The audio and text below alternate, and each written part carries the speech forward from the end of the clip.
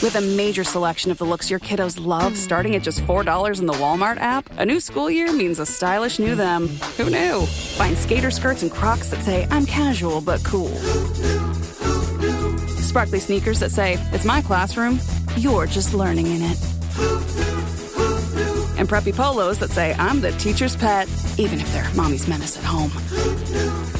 Find their favorite styles starting at just $4 in the app. The Walmart you thought you knew is now new. This episode is brought to you by Nespresso and Samra Origins by the Weekend Coffee Collection. Introducing Samra Origins. My collaboration with Nespresso is a connection to my roots, to my mother, Samra. Coffee that hits the right notes. It transports you. Crafted with unique notes and bold soaring flavors. Experience a taste that moves you. Nespresso and Samra Origins. Discover more at Nespresso.com.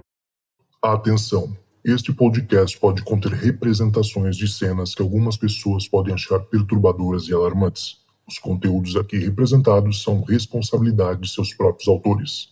Para uma melhor experiência, os fones de ouvido são aconselháveis.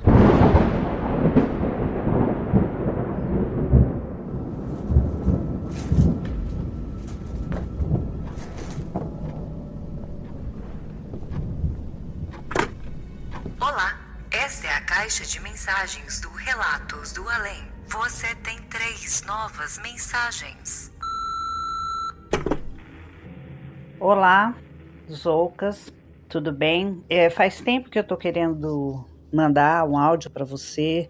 Eu ouço bastante seu canal, já acho que maratonei aí a maioria dos episódios, né? E eu queria contar algumas coisas para você a respeito aí de espiritualidade, tem algumas coisas também a respeito de OVNIs. Eu não tenho preconceito quanto a esses assuntos, né? Meu nome é Fátima, sou da cidade de Jundiaí, sou fisioterapeuta. Para mim não tem problema nenhum falar, que eu acho que a espiritualidade hoje em dia é uma coisa que todo mundo já ouviu falar, e às vezes quando a pessoa tem preconceito também, é uma coisa que não me preocupa muito. A minha família é uma família de negros, né, de pretos, temos também índios, né, uma mistura bem grande, né, brancos. A minha família é bem misturada, mas eu sou uma mulher preta. Por que eu estou dizendo isso? Porque eu acho que assim, dentro da comunidade aí negra, a gente não tem muito preconceito quanto a isso. Eu acho que já vem da nossa própria raça, que acredita nessa coisa da vida após a morte, de manifestações espirituais. Embora minha família fosse, na grande maioria, toda católica, tinha tias que eram espíritas, tias que iam na Umbanda, e mesmo aqueles que eram católicos tinham a crença assim nos espíritos, na sobrevivência do espírito. Então eu tenho assim N histórias para contar. Eu sempre tive uma coisa de pressentir, de ver, isso desde pequeno, né? E tem um relato que eu devia ter por volta de 6 anos, que foi quando a minha avó paterna faleceu. Eu era muito apegada à minha avó, e, aliás, como fui com a minha outra avó. Eu vou falar algumas vezes com minhas outras avós, porque na realidade a minha mãe era filha adotiva, então eu tive aí várias avós, né? Minha mãe foi criada por 2 pessoas maravilhosas, até uma idade de 10 anos ela ficou com uma pessoa e depois ela foi para a tutela de outra. Então eu considerava as 2 como minhas avós, então isso se mistura muito. Mas a minha avó, mãe do meu pai, era uma avó biológica mesmo. Então já começa aí, eu sempre tive essas coisas de ver, de pressentir, mas minha mãe era muito católica e meio que podava essas minhas falas, entendeu? Ai, é da sua cabeça, ai, você sonhou. Então, às vezes, eu cresci meio com aquele medo de contar, porque falar, não vou contar, porque não vão acreditar mesmo. Às vezes eu contava para as pessoas fora da família, que eu sabia que tinham a mesma crença que eu, do que às vezes contar dentro da própria família. Bom, As memórias assim mais antigas que eu tenho, e é o relato que eu vou fazer agora, é quando a minha avó materna adoeceu jovem, né? Eu falo jovem porque ela tinha acho que 56, alguma coisa assim, 56, 59 anos, não passou disso, não tinha nem 60 anos ainda. Ela ficou doente e chamaram, ela morava num sítio, numa chácara, que era próximo hoje em dia à cidade, mas na época esse local era um local bem ermo mesmo, mato mesmo, embora fosse próximo da cidade, de um bairro, ele era bem deserto. E tem outras histórias relacionadas a essa chácara, a esse sítio, que depois eu vou contar para vocês. Dizem também que essa minha avó, ela também tinha uma certa paranormalidade, parece que ela teve um centro espírita junto com uma cunhada, então ela também tinha essa crença. Eu lembro dela benzendo a gente, ela benzia e tal. Então parece que ela ficou doente, mas ninguém pensava que era uma doença assim que ela fosse falecer. Ela não estava se sentindo bem, estava parece que só deitada, fraca. Ela já tinha feito uma cirurgia uns anos antes, parece que uma esterectomia. Naquela época, anos 60, eram pouquíssimas pessoas que tinham telefone. Embora minha família fosse uma família próspera, nós morávamos no centro da cidade, nós não tínhamos telefone. A gente dependia de... vamos pedir para o vizinho, vamos pedir para fulana se eu posso usar o telefone dela, aquelas coisas que antigamente era uma coisa normal. Tocava o telefone no vizinho, falava, estão ligando para você lá em casa, estão esperando no telefone. E até, vamos dizer, as ligações telefônicas eram mais baratas, né? Não eram coisas caras como são hoje em dia, era uma coisa mais barata, mas a compra do telefone equivalia a comprar um carro. E às vezes até uma casa. Então, mandaram chamar meu pai e minha mãe. Essa casa que eu morava na infância era uma casa também bem antiga. Nós tínhamos fogão a lenha, era uma casa, essas casas antigas toda de assoalho. E mandaram chamar. Tarde da noite foram chamar o meu pai e minha mãe, que a minha avó estava doente e eles estavam seriamente preocupados, talvez precisasse levar para o médico. Eu não lembro direito, acho que um tio e um primo foram até lá também, enquanto eles se trocavam, o telefonema chegou, também chegaram esses dois parentes nossos, esse meu tio e com o meu primo, né, que foram buscar o meu pai e minha mãe para irem até a chácara da minha avó para ver o ocorrido. Naquele tempo, gente, não tinha ônibus assim até tarde da noite, né? Os táxis eram uns carrões bem antigos e aqui se chamava de biriba. Chamaram uma biriba para irem até lá a chácara e foram. E eu e a minha irmã ficamos com a minha avó materna, Hortência, que já era bem idosa, viu? Ela morreu aí com mais de 100 anos, também qualquer hora eu conto a história dela. Ela não sabia a idade, porque fatalmente ela nasceu na lei do ventre livre, e nessa época, gente, não havia registros de escravos, eles simplesmente iam nascendo, né, eram tratados como se fossem animais, né, ninguém sabia, ela nunca soube, ninguém nunca falou para ela que dia que ela fazia aniversário, e assim ela cresceu. Com o passar dos anos para tirar um documento, foi feita uma base da idade que ela tinha, mas não foi feita uma conta exata. Bom, minha mãe e meu pai foram e eu e minha irmã ficamos com a minha avó.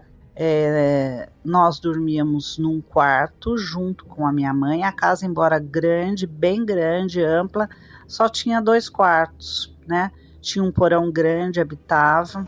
A casa tinha 2 entradas, uma entrada lateral bem longa, não tinha garagem. Naquela época as pessoas não se preocupavam, essa casa era uma casa super antiga da cidade, tinha um corredor lateral que era para entrada de lenha, comprava-se lenha para os fogões a lenha naquela época, e minha avó comprava de caminhão, e naqueles dias havia chegado um caminhão de lenha que foi colocado atrás da casa, nesse corredor lateral, a gente falava atrás, mas na realidade é na lateral da casa, a lenha foi colocada toda empilhada.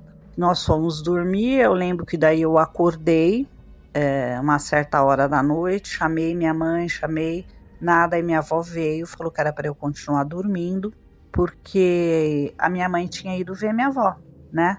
E talvez não fosse voltar, né? Naquele dia fosse voltar só no dia seguinte.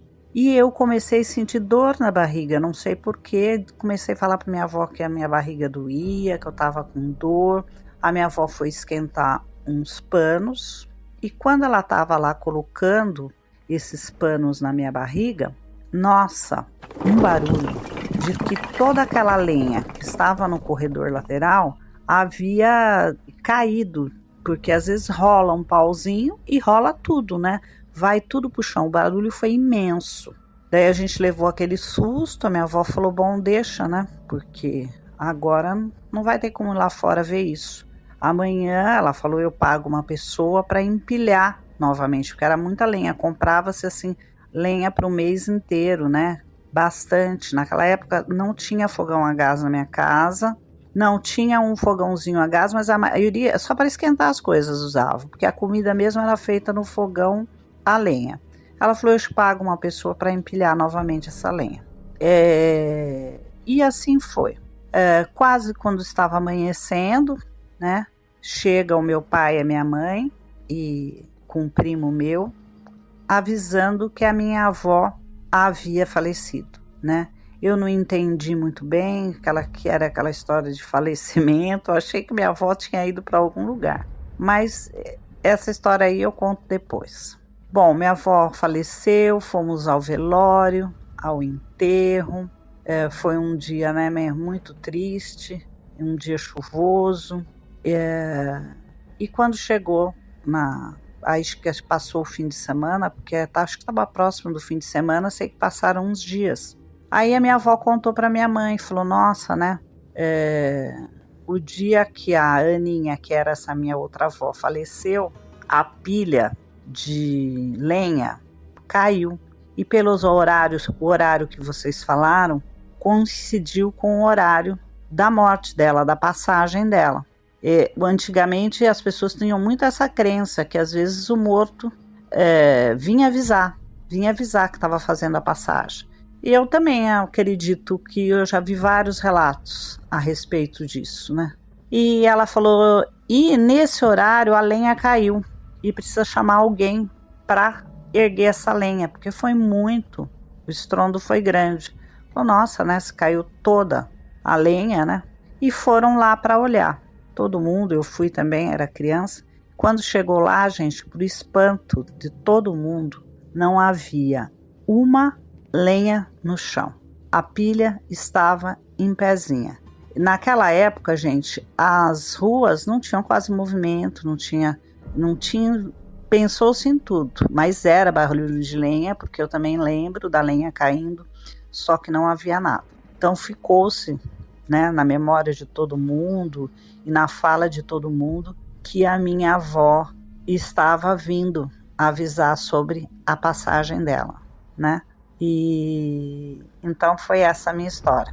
Espero que tenham gostado, né? Vocês gostaram aí da minha história? Se alguém também tem alguma história semelhante, né? Que o morto veio avisar de que ele estava partindo, eu também quero ouvir.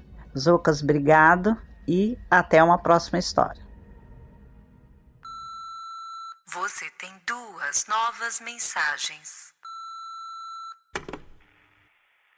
Olá, Zoucas, olá, ouvintes do Relatos. Meu nome é Gustavo, sou de Belo Horizonte, Minas Gerais, e vou contar para vocês 2 situações que eu vivi, um relato em 2 partes, que até hoje me dão um frio na espinha. Eu moro com os meus pais, atualmente eu tenho 30 anos, e na época eu tinha uns 15 anos, e eu sempre fui muito medroso. Sempre tive muito medo de assombração, de tudo quanto é coisa do além, mas eu sempre fui muito curioso com o tema. E outra coisa que eu também sou apaixonado é o céu, as estrelas, planetas, essas coisas.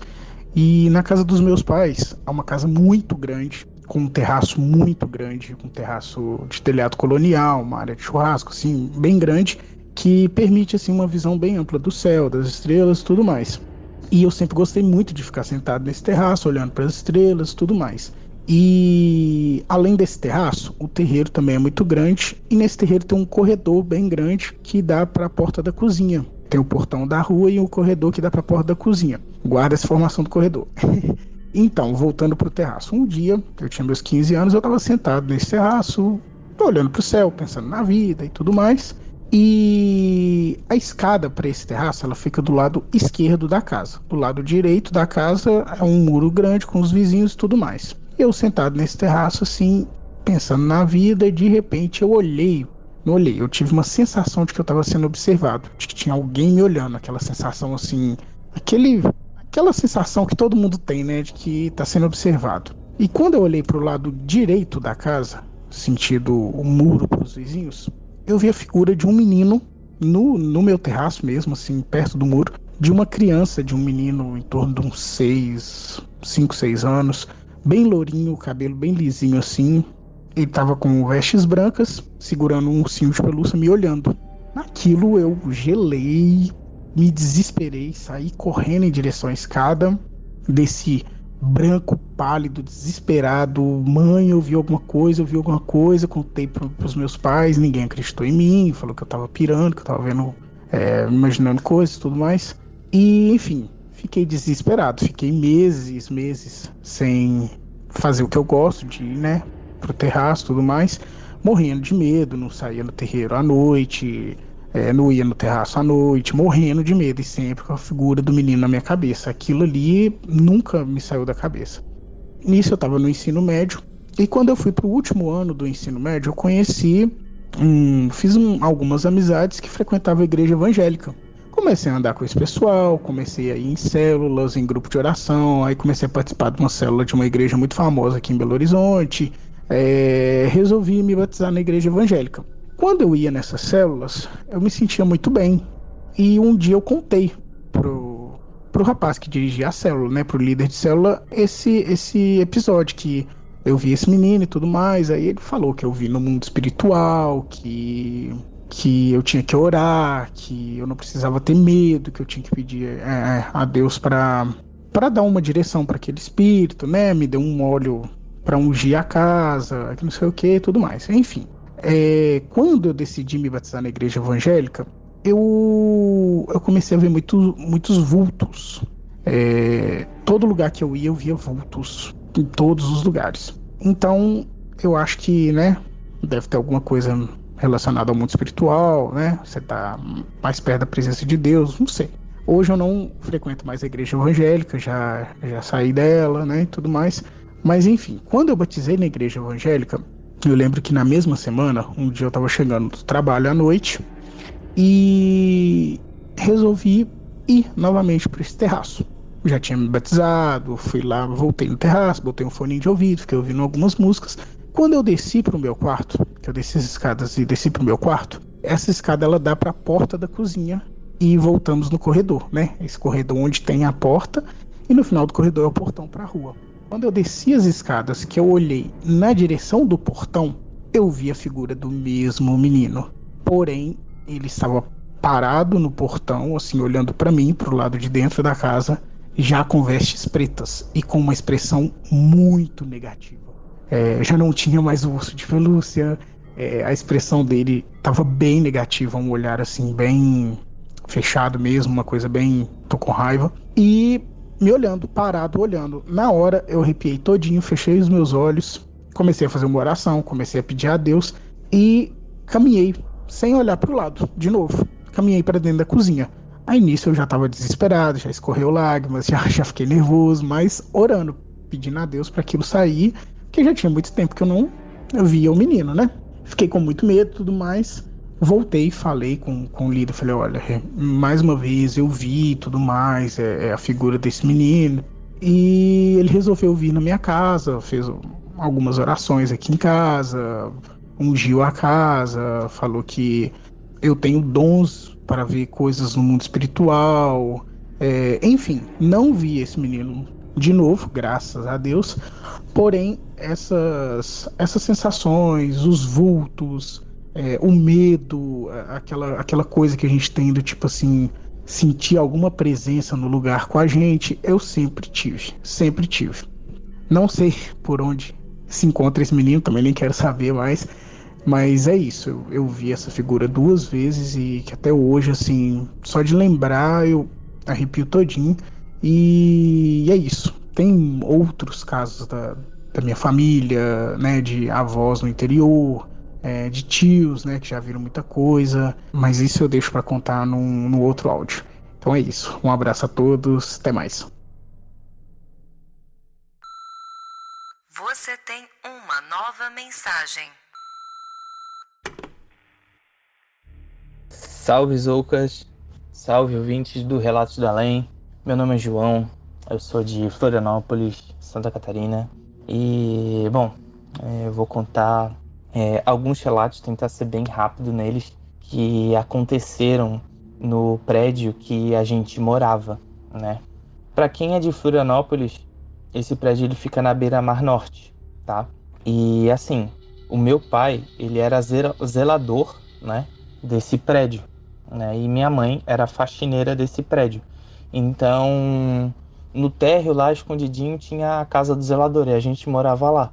E daí o que que acontece?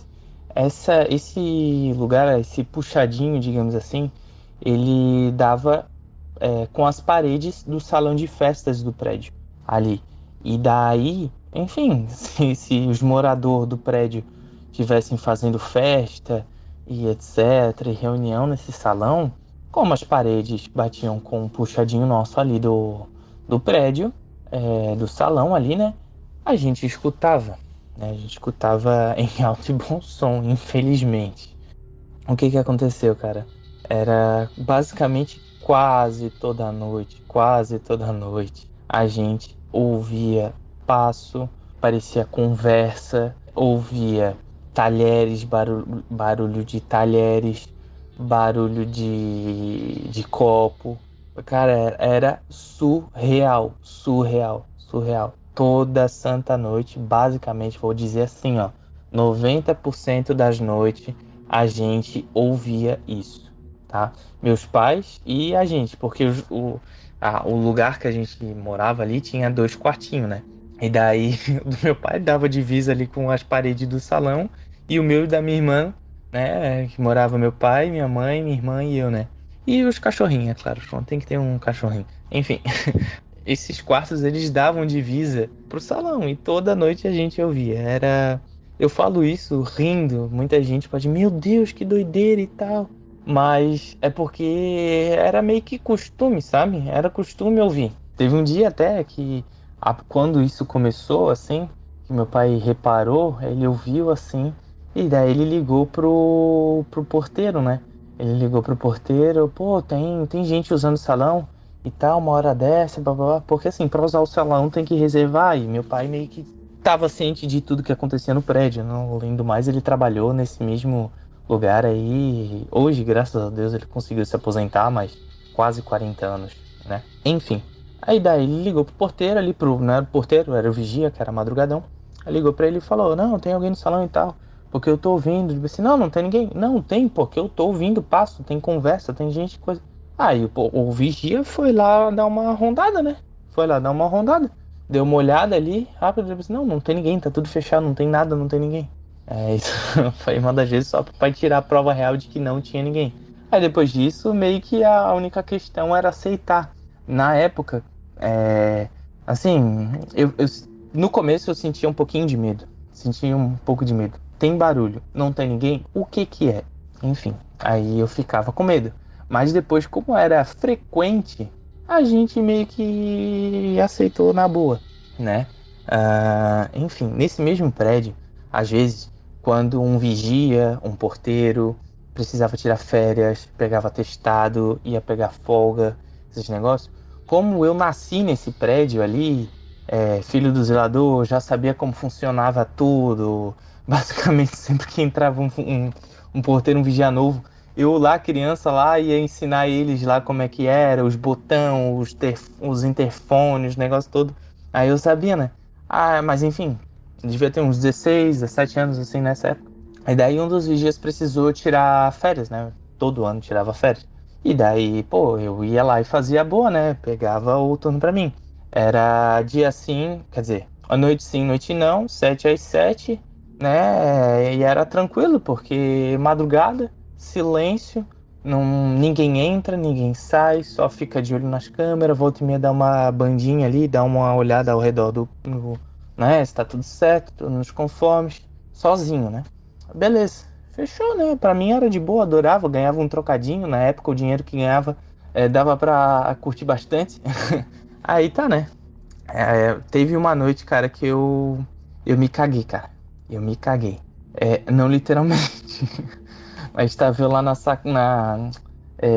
guarita, tava eu lá na guarita, olhando nas câmeras, cara, e teve uma câmera que do nada apagou. Aí eu pensei assim, puta, essa câmera aqui não pode apagar, que é uma câmera que pega na rua de trás. Não na rua de trás, mas o portão de trás. E ele dá de ver o caminho que vai lá pro puxadinho que a gente morava, né? Basicamente, quando eu ia trabalhar, eu só abria a porta e ia até a frente do prédio que era o serviço. Enfim. E daí, pô, preocupação porque a minha família tá lá embaixo, né? Tá ali. E daí, cara, aquela câmera apagou. Aí eu peguei ele, vamos lá ver, né, o que aconteceu. Às vezes só dá uma mexidinha no fio ali e já era, né? Beleza. Eu fui lá, cara. E, cara, eu me lembro que tava bem quente. Tava bem quente, não, mas eu vou dizer uns 30 graus. Quente, calor, assim, abafado e tal. Florianópolis quando pega pra abafar, meu querido. Enfim. Aí eu tava lá olhando e, cara, de repente assim, eu olho pra câmera. Porra, tá aceso? Tá aceso? Por que isso daqui não tá funcionando? Mesmo assim, dele aquela mexidinha, aquela cutucada no fio ali. Voltei pra guarita lá, não voltou. Voltei, fui lá pra trás de novo pra ver o que é. E, cara, eu vi, cara, saindo assim na hora assim que eu tava virando de costas assim, que eu tava meio de lado pra voltar pela segunda vez lá pra guarita, cara, eu vi alguma coisa, tipo, saindo da nossa porta. Alguma coisa, assim, um vulto muito rápido. Um vultozinho assim, saindo assim da nossa porta. E daí eu olhei assim de novo, ué, que doideira. E assim, cara, do nada, velho, ficou frio, ficou muito frio. Ficou muito frio, ficou frio, ficou gelado. Gelado. E daí, cara, eu ouvi, tipo, um sussurro, assim, parecia uma voz, alguma coisa, tipo, não vou embora. Tipo, um bagulho falando assim, não vou embora. Daí perna pra que te quero, né? Saí correndo, fui lá pra guarita de novo. A câmera ainda não tinha voltado. Aí eu comecei a olhar, tipo, pelas câmeras, assim, do prédio ali pra ver que cada ambiente que tu passa, desde lá de trás até chegar na guarita, tem uma câmera que pega certinho, então eu fiquei vendo esse caminho, tá ligado? Pra ver se acontecia alguma coisa, me borrando, me tremendo todo, isso que 3, 4 horas da manhã, sozinho, escuridão, silêncio, só barulho de tech, de prédio estralando, e cada barulho era uma agonia. E, cara, teve uma das câmeras que logo a câmera do hall principal, assim, deu de ver de novo um vulto desse, cara. E parecia que esse vulto, ele foi num cantinho ali e dali ficou, mano. E daí, tipo assim, quando eu saí lá de trás, que do nada ficou muito frio, que eu fui pra frente, ficou muito, voltou, não parecia a temperatura ambiente, mas daí depois que eu vi aquele negócio chegando ali até aqui, ali, cara, deu aqui, ó, uns 30 segundinhos, 1 minuto ali, começou a voltar a ficar gelado, cara. Aí eu comecei a me cagar ali todo. Eu pensei, eu não vou olhar pra trás, eu não olho mais pra essas câmeras. Eu peguei, apaguei ali um monitor ali, não olhei pra trás e eu fiquei ali com frio, cara. Eu fiquei frio umas 3 horas até a hora do outro porteiro chegar, cara. Eu fiquei ali, eu não olhei pra trás, me borrando todo, só fiquei ali rezando ali na minha cabeça, pedindo a Deus que nada acontecesse comigo, que eu só, só queria trabalhar de boa, né? Só que esse dia, assim, cara, foi perrengue, eu fiquei doido ali, ó. É isso. Nesse prédio já aconteceram tantas coisas. Esse prédio, ele tem uma história, né? Ele tem uma história bem bem doido, assim, porque o terreno dele, ele era de uma família meio que foi expulsa de lá pelos próprios filhos para ser construído esse prédio. E foram colocados, eles eram muito velhinhos, foram colocados em um asilo. E essa família, né, esse casal de velhinhos, eles eram muito festeiros, muito festeiros. E quem disse isso foi uma das primeiras moradoras que era espírita que lá morava, né? E ela investigou mais a história e tal, e ela falou que toda a vez que ela entrava no prédio, no hall de entrada, nas poltroninhas que ali tinham, ela via o casal de senhores, que eram, segundo ela, possivelmente eram os donos daquele terreno na época. Então, talvez isso, né, faça sentido com tudo que nesse prédio já aconteceu, que eu já vivenciei, que meu pai já vivenciou, né? Afinal, meu pai trabalhou lá quase 40 anos, né? A vida dele toda. A minha mãe também trabalhou lá 30 e poucos anos. Então... E eu, né? Eu morei 20 e poucos anos nesse prédio, eu nasci nesse prédio, então eu também vi muita coisa. Então, esse prédio, ó, doideira, meu querido. Enfim, espero que tenha gostado. Espero ter outra oportunidade para contar mais uma historinha cabulosa para vocês. Obrigado a paciência. Tchau.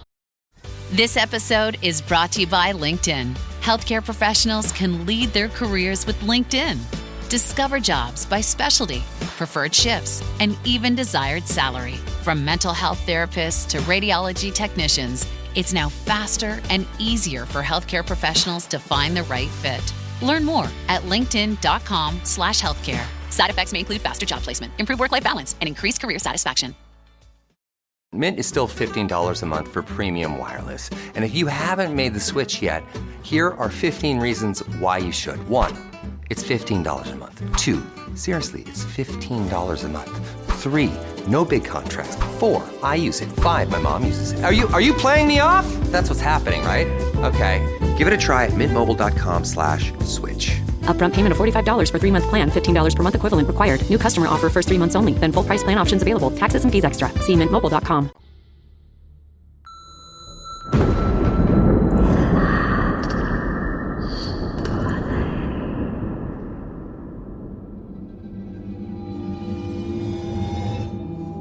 Rapaziada, chegamos ao final de mais um Relatos do Além. Muito obrigado a você que ficou comigo até o final.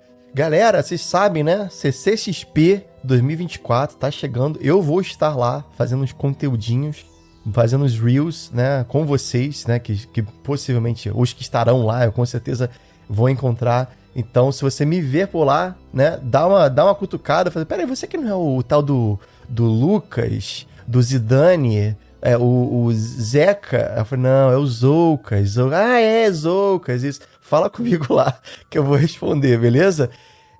Além disso, galera, ó, pô, você sabe que eu vim pro Brasil agora tem pouco tempo, ainda tô me ajeitando aqui, né? Eu acabei de comprar uma mesa pra botar o computador, então tô aqui devagarinho me readaptando, mas, cara, vou te falar, não tô mais acostumado com esse calor não, cara.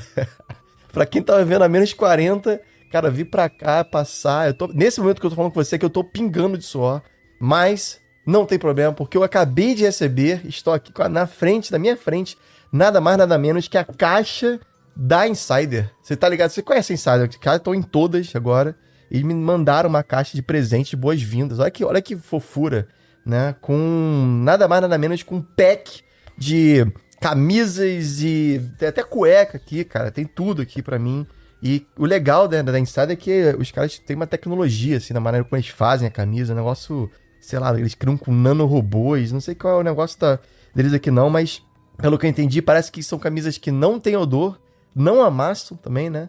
E também não transpiram, então você não fica com a pizza, né? Pra mim é ótimo, porque nesse momento aqui eu vou precisar de trocar de camisa urgentemente. E se você precisar de um cupom de desconto, cara, dá uma olhada, eu vou fazer que nem vendedor de camisa de loja, entra no site deles aí, o link tá na descrição, olha, sem compromisso, só dá uma olhada, tem roupa pra toda a família, pra mulher, pra criança, pra titia, pra vovó, entra lá com o seu cupom de desconto Cristiano Podcast 15, Cristiano Podcast. É bom que vocês não confundem, né? Não me chama de Zidane, qualquer nome assim. Cristiano Podcast 15, tudo junto, e você vai receber um desconto legalzão aí. Aí aproveita pra agora está Black Friday, então dá tempo ainda de você botar um desconto já numa parada que já está com desconto. Olha só que engraçado. Isso, cara, você não tem noção, mas ajuda demais o podcast. A gente, né, obviamente tem um apoio também deles aí. Então, você comprando na Insider, você me ajuda, beleza? Dá uma olhada e vamos ficando por aqui. Você sabe, se quiser mandar um relato, só clicar no link da descrição para cair no WhatsApp comigo. Se você quiser apoiar o podcast, entrar no nosso grupo também, tá o link do Apoia-se. E é isso, beleza? A gente se vê na próxima semana e se tocar o telefone, não tenha medo. O além pode estar esperando do outro lado da linha.